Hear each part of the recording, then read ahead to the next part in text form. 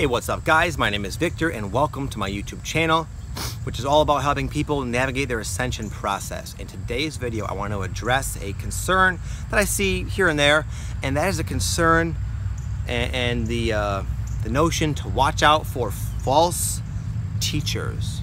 Teachers that seem to be coming from the light and yet preaching things that are going to be bad for you, and that's sort of prophesied in the Bible, and that there's always that kind of there's that echo, in a lot of different domains within the planet. False teachers, okay? So what do I think about that? I personally believe there are, and they have a purpose. They have a purpose. They're only there. Those are just reflections of massive amounts of people not really validating their own experience and giving their power away. It's again a reflection of that own insecurity, and that own insecurity of their ability to trust themselves, essentially. So I had that experience actually, because I've gone through that. When I was living in Boca Raton, Florida for a little while, I was like a lot of you guys, really super into like studying all the different spiritual things and learning. I was learning everything I could know. I wasn't working at the time, so I was just up all night learning and studying, and there's a lot of like spiritual type stuff to do down there, opposed to where I live now in Michigan. There was like psychics and mediums and Reiki healers and whatnot. So I was like really all into that. But in a sense, that does play out, and you realize that you don't need any of that.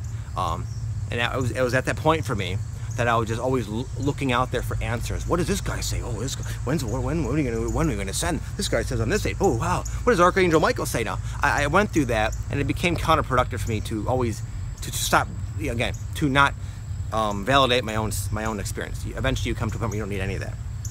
And I ended up going to this psychic, and this psychic, he was like a conscious energy vampire in a way. He was like he really reminded me of like what people talk about, like the Illuminati reptilian type of people who really are there. They just want to suck your energy out of you. And he would look at me with this fucked up look in his eyes, and I could feel like welling up all this fear, all that. It was like sucking the life out of me, it felt like. I don't necessarily think that was his intention, but that was the experience I had with this individual, who was just like a very like a guy with a lot of emotional problems undealt with. And I think again, I created that experience kind of in my, not in my head, I experienced it, but I don't really suspect that was the case. But anyway, that was a good thing. So many people look at things like that in their lives, like, wow, lesson learned, I'm gonna watch out for those people. No, lesson not learned. If you took that away from that type of experience, you're gonna have it again. Until the lesson learned is, hey, stop seeking truth outside of yourself, because it's all inside.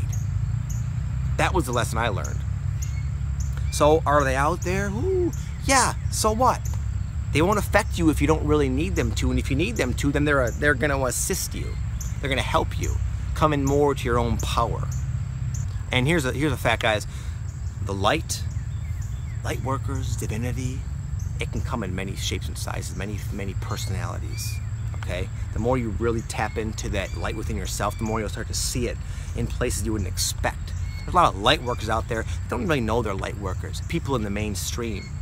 There's a couple right now in mixed martial arts, in the UFC. Oh God, their fighters are barbaric. How could that possibly be? Well, there are. Ronda Rousey, she has reshaped, she has set forth such a massive movement in women's self-empowerment by accomplishing what she has.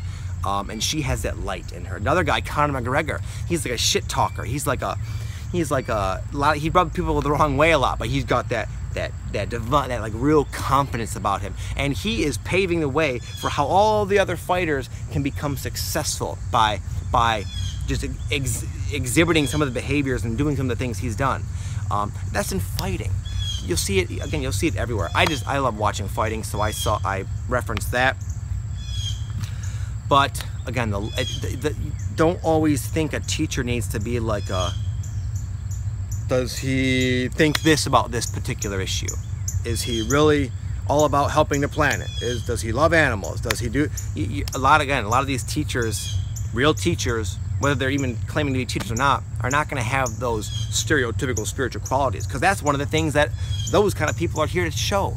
that being divinely in tune with your true soul self is not restricted. It's not changing fields. It's not that you're on this side of the field, you're bad, you're a sinner, you're dark, you're egoic, you're lost, you're unconscious, and now you move to the side of the field with all the spiritual people who have a new set of rules and traits. No, awakening is becoming okay and accepting and understanding of the whole field. It's about seeing yourself all over that field, not about moving, okay?